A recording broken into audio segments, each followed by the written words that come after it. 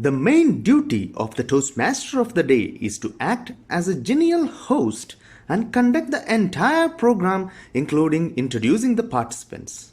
If the Toastmaster of the day does not perform the duties well, an entire meeting can end in failure. For obvious reasons, this task is not usually assigned to a member until he or she is familiar with the club and its procedures. Program participants should be introduced in a way that excites the audience and motivates each member to listen. The Toastmaster of the day also creates an atmosphere of interest, expectation, and receptivity. Basically, the role can be classified into three segments: prior to the meeting, at the meeting, and during the meeting.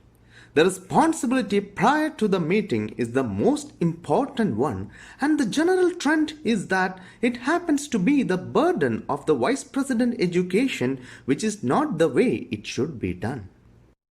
The Toastmaster of the day must check with the VP Education to find out if a special theme has been set for the meeting and if there are any program changes. Toastmaster of the day should also call the table topics master to discuss his or her duties and provide a list of program participants to ensure these people will not be called for responses. Call all the speakers in advance and interview them to find out their speech title, manual, project number, purpose to be achieved, time requested, and something interesting which you can use when introducing them. You should do the same with vote counter and timer. Prepare introductions for each speaker. The Toastmaster of the day should also prepare remarks which can be used to bridge the gaps between program segments. You may never use them, but you should be prepared to avoid possibly awkward periods of silence.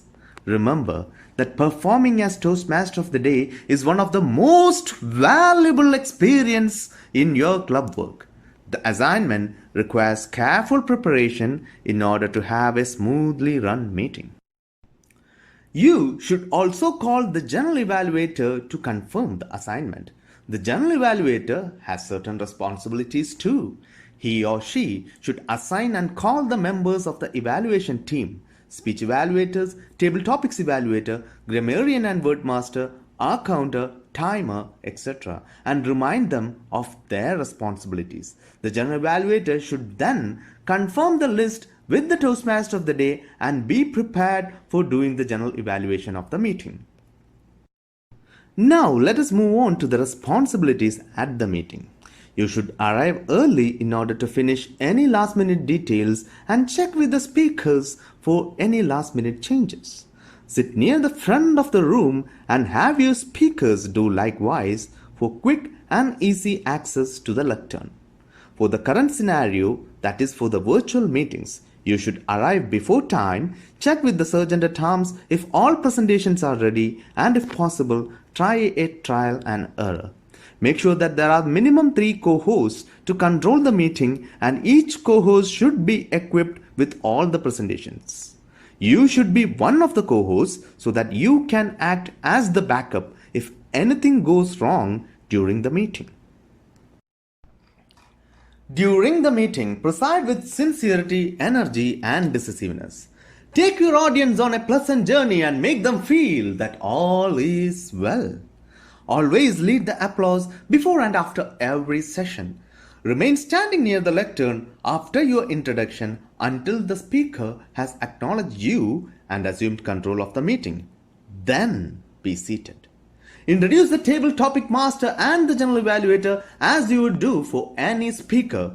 The general evaluator must introduce the other members of the evaluation team. At the conclusion of the speaking program, request the timer's report and ask the members to vote for the best speaker.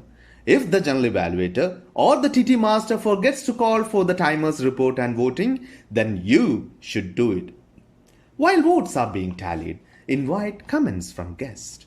Now the next 2 points are very critical. Decision making and time management. Once you are the Toastmaster of the day, then till you return control to the president, you are the decision maker.